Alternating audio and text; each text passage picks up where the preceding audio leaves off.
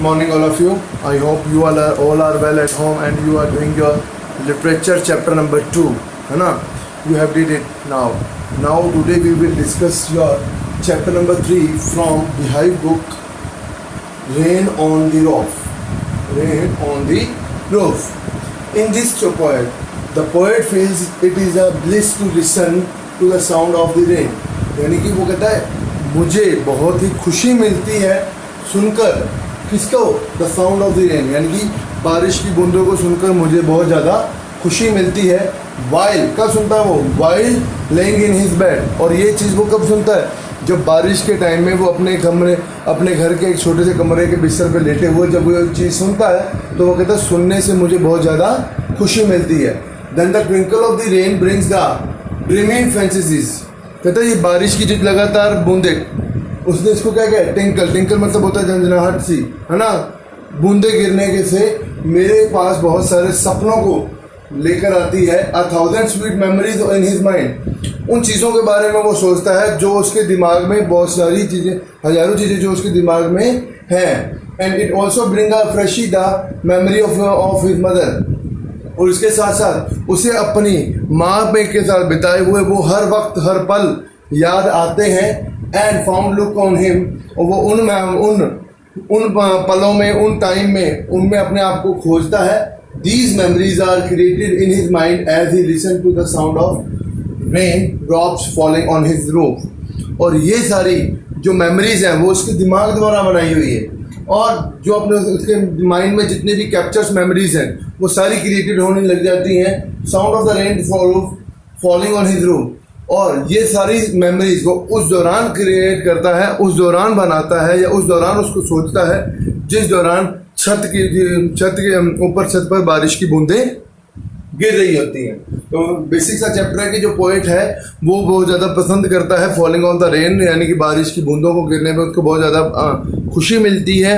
और इस वक्त उस समय के दौरान वह अपनी बिताई हुई सारी मेमोरीज, माइंड में जितनी भी कैप्चर मेमोरी है उनके बारे में डिस्कस करता है. और उसमें सबसे ज़्यादा जो उसे अट्रैक्ट मेमोरी रहती है वो होती है उसकी मदर की मेमोरी, जो उसे सबसे ज़्यादा अट्रैक्टिव लगती है. और वो उसकी उन मेमोरी में सबसे ज़्यादा खोकर रहना पसंद करता है. तो ये पोएम जो है वो राइटिंग की गई है पोएट्स किन्हीं द्वारा, जो राइटिंग की गई है. Now we will explain the stanzas of this poem. Now the first stanza of this poem is when the humid word जो है वो बनता है ह्यूमिडिटी से. ह्यूमिड वर्ड जो बना है वो ह्यूमिडिटी से बना है. ह्यूमिडिटी मतलब नमी. व्हेन द ह्यूमिड शेडोज का मतलब यहाँ लगाया हुआ है क्लाउड से. शेडोज का मतलब यहाँ लगाया है ह्यूमिड. शेडो मतलब नमी के बादल, ठीक है. क्लाउड. होवर मतलब होता है फ्लोटिंग अबव, ऊपर मंडराते रहना. बादल हमारे ऊपर मंडराते हैं. Over all the स्टेरिस्फेयर. स्टेरिस्फेयर मतलब होता है group of stars in the sky, यानी कि तारों के समूह आकाश में. And the melancholy darkness. Melancholy मतलब होता है सैड, डार्कनेस मतलब आपको पता ही है अंधेरा. Gently वेप्स in the rain trees. Gently मतलब बड़े सॉफ्टली. एंड वीप्स का मतलब होता है रोना, यानी कि वो कहते हैं वो रोते हैं. रेनिंग सीजन को क्या कहा गया है, वेप इन रेनी टीयर्स. जो बादल है, ये तारे हैं, वो रोते हैं through the rain tears. What a bliss to press the pillow of cottage chamber bed and lie listen to the patter of the soft rain draw overhead. यानी कि जो पोएट है he says that कि when the clouds hover in the sky, कि जब बादल जो है मंडराते हैं आसमान में, it gets dark, और सारी जगह क्या हो जाता है, it gets dark, और सारी जगह अंधेरा हो जाता है. एंड स्टार्ट रेनिंग, और बारिश शुरू हो जाती है. At that time the poet feels pleasure. उस समय, जिस समय बारिश शुरू होती है उस समय जो पोएट है वो सबसे ज़्यादा खुश फील करता है. इन हिज लेइंग बेड और इन हिज कॉटेज चैम्बर. अपने घर के एक छोटे से कमरे के बिस्तर पर लेटे हुए उसे ये माहौल जो है, ये वक्त जो है बहुत ज़्यादा खुशीनुमा लगता है. He loves pressing his pillow. उसे बहुत पसंद होता है अपने पिल्लो को प्रेस करना. वाइल लिसनिंग द अ पिटर of raining drop.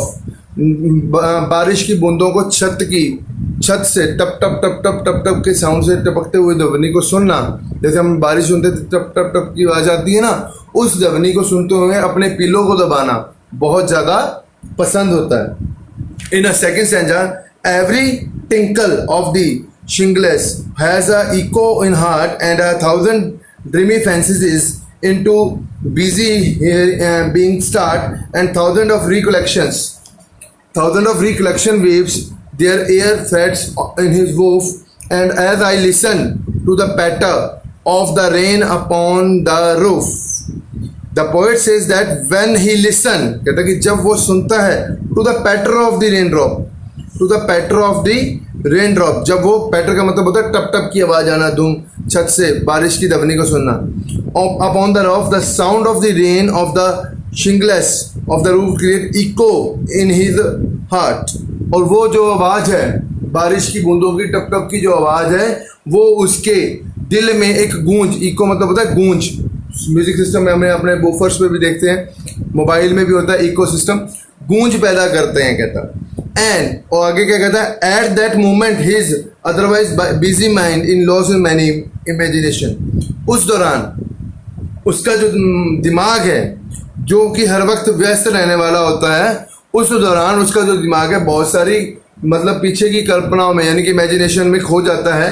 Loads of memories come in to him and he is surrounded by them, यानी कि बहुत सारी इमेजिनेशन पिक्चर्स उसके माइंड में उस दौरान आती है और वो उनमें ही खो जाता है। किस दौरान? जिस दौरान वो अपने कमरे के बिस्तर में बैठे हुए बारिश की बूंदों को जो छत पर उसके गिर रही है कि टप टप की आवाज़ जो उसके हृदय की गूंज रही है, उस दौरान वो उसका जो दिमाग जो हर वक्त बिजी रहता है, उस दौरान जब उसको मौका मिलता है अपने दिमाग से कुछ और सोचने का, तो उस दौरान उसका दिमाग जो है बहुत सारी मेमोरीज को, अपने अंदर कैप्चर की हुई मेमोरीज को रिकॉल करना शुरू कर देता है और वह लोस्ट हो जाता है यानी कि खो जाता है उन मेमोरीज में।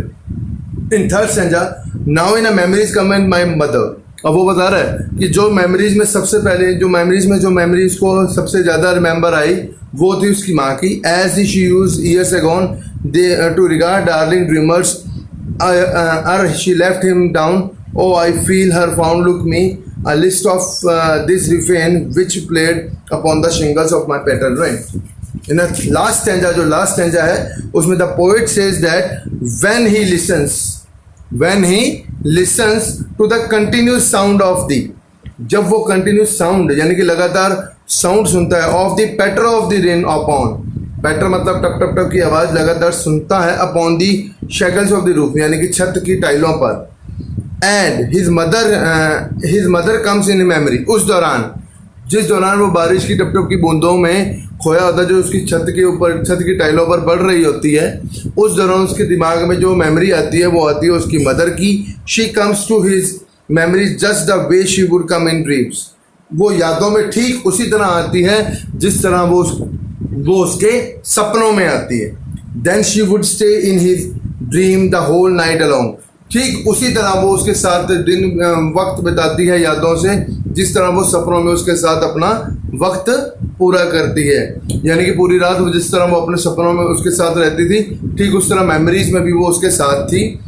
He says that she still feels she is looking at with a great affection, और वो कहता है कि उसे आज भी अब भी वो महसूस होता है कि उसकी जो मदर है आज भी बहुत ज़्यादा अफेक्शन यानी कि बहुत ज़्यादा प्यार के साथ स्नेह के साथ उसकी ओर देख रही है, यानी कि उसकी मेमोरीज में उसे ये रिकॉल होता है कि ठीक वैसे ही उसकी माँ उसके पास रिप्रेजेंट होती है जैसे उसके सपनों में ड्रीम्स में होती है, और वो वैसे ही रिप्रेजेंट करता है पूरा टाइम जैसे वो अपनी सपनों में अपनी माँ के साथ पूरी रात बिताता था, और उसे आज भी ये महसूस होता है कि उसकी माँ बड़े प्यार के साथ उसे देख रही है यानी कि टेक केयर कर रही है उसके साथ, उसे अपने साथ महसूस करता है। This is the chapter the rain of on the roof. So I hope you got the information. ये have 3 stanzas. First stanza talking about the rain यानी कि रेन के वक्त पोएट को क्या फीलिंग होती है, सेकेंड टाइम वो रेन के वक्त क्या करता है, in third time he discuss about his mother's memory in this chapter. I hope you got the information. Let's do the question answer of regarding it and extract based question. Thank you. Have a nice day.